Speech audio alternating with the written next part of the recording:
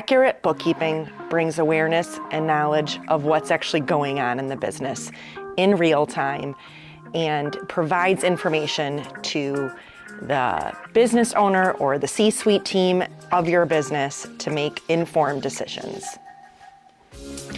Common misconceptions is that bookkeeping and accounting is easy, that anyone can do it, that it's not really top priority, you can do it after the fact, that it doesn't need to be done until tax time, and that the accuracy is important, but not the most important thing. It's usually the dollar in the bank that business owners are looking at. It's way more than that.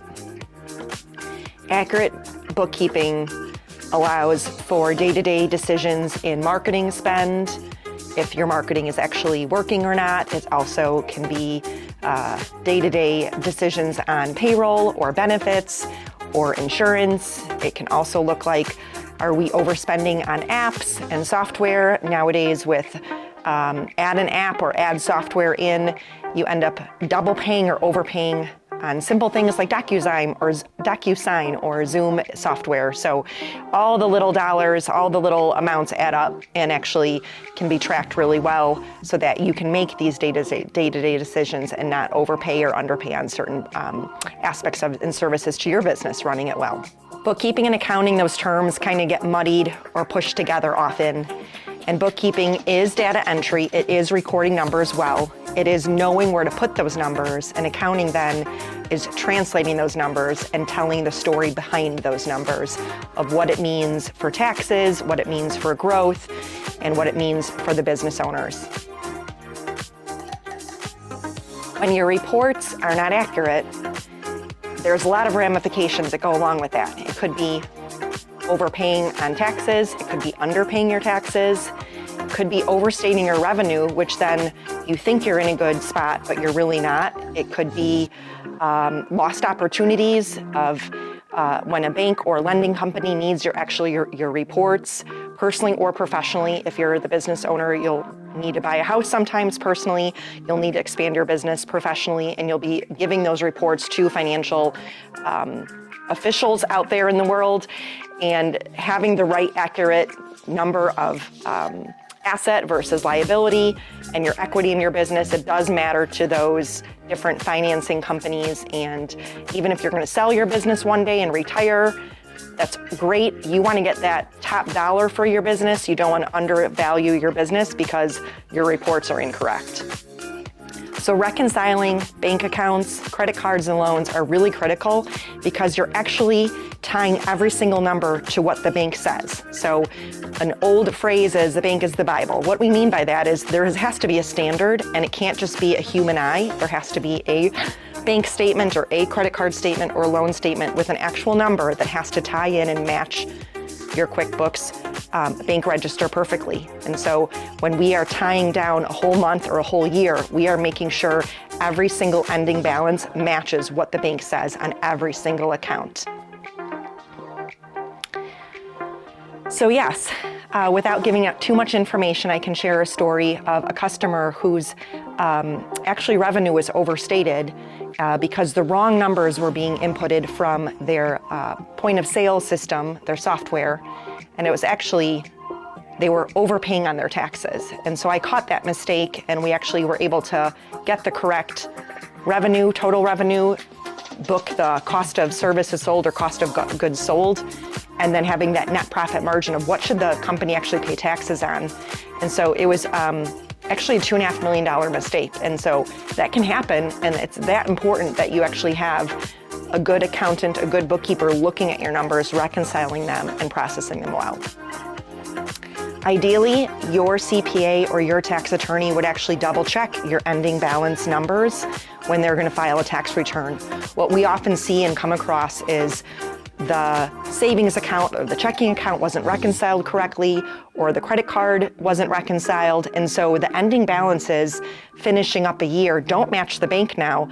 And the CPA or the accounting professional that's actually doing your tax return didn't double check that. And so we double check our numbers. We have workflows that make sure your numbers are perfectly dialed in and accurate. But if you've been using a bookkeeping service, you might want to go check those ending balances against what your tax return actually reflected. And if they don't match with the bank, you definitely have a problem and they're not accurate. And so we would appreciate if CPAs and tax attorneys out there would do their job for you and help you by double checking those numbers, because not every bookkeeper does it accurately and does it right. So some obvious inaccurate things we find inside of QuickBooks would be QuickBooks has been broken for a while and data's missing now because QuickBooks and your bank has been broken, or it broke, got reconnected, and it missed a whole month of transactions, for example. We find that often happens. It can also look like a key obvious mistake on your balance sheet is a liability would be negative instead of positive. So if you have an outstanding loan on a vehicle, a company vehicle, or an outstanding loan on a building, that liability should be a positive number, not a negative. So just seeing if your accounts on your balance sheet are negative or positive is a huge sign if they're accurate or not accurate. Same with bank balances. Your bank balances on your balance sheet should be positive. You have money in the bank, money in savings. They shouldn't be running negative. And so those are some clear, obvious signs that red flags, like something's wrong, something was missed, something's broken that we need to go fix. Yeah, bookkeeping is often viewed as a chore. I think because a lot of people don't enjoy math, they don't enjoy crunching numbers, they don't want to be detailed with every single dollar, whether it's in or out, and where does it go. I think it becomes overwhelming, stressful, and a chore. And so delegating that task to a company that loves math, loves accuracy and organization is key. And then finding that bookkeeping company like ourselves that do it right and accurate is your best bet.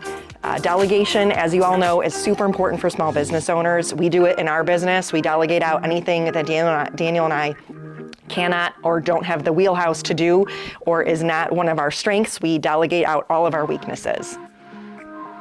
We definitely encourage you and would love to inspire you to look at your numbers as a tool to use to propel you to make the right decisions, when to make those decisions, and be excited about the future.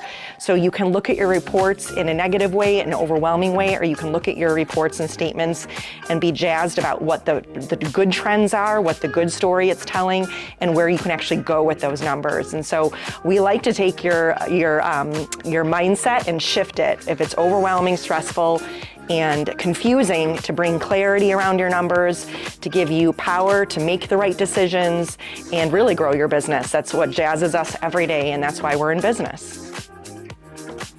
If you're hesitant to invest in outsourcing your bookkeeping, I would encourage you to look at the cost of what it's costing you not to outsource it.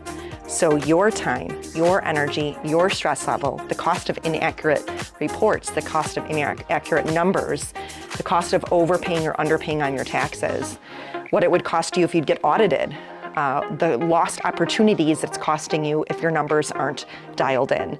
So it's not just a final dollar at the end of each month, right, for monthly accounting and bookkeeping.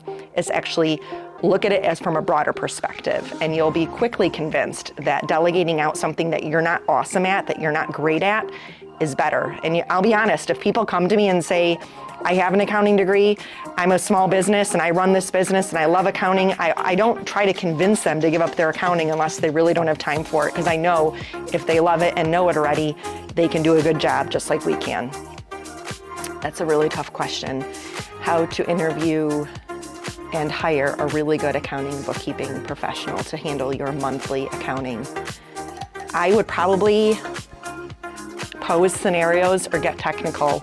When Daniel and I are hiring our bookkeepers and our staff to take care of you well, we ask them very technical, very deep questions, because we need to know how they would respond in any situation. And so I would most likely give you advice to, yes, do they have an accounting degree? Do they have a QuickBooks certification? A lot of people say that and they still don't know what they're doing. So I would ask technical questions and maybe even quiz them. I've had customers quiz us in the sales process and we've passed with flying colors. So that's what I'd probably recommend. As vague as that sounds, that's what I'd recommend. You could put into an AI chatbot what are some technical questions to ask an accounting bookkeeping professional to make sure they know what they're doing. And so that would be one way I would phrase it. You could phrase it a different ways at that. You could be specific to your niche, to your industry, to what you're selling, or if you're product or service or not-for-profit, but that's one way you could do it. I would ask the AI chat GTP website something like, hey, I'm interviewing accounting and bookkeeping professionals to do my monthly accounting and would like to know if they know what they're talking about, so give me some technical questions to quiz them. Something like that is where I'd go.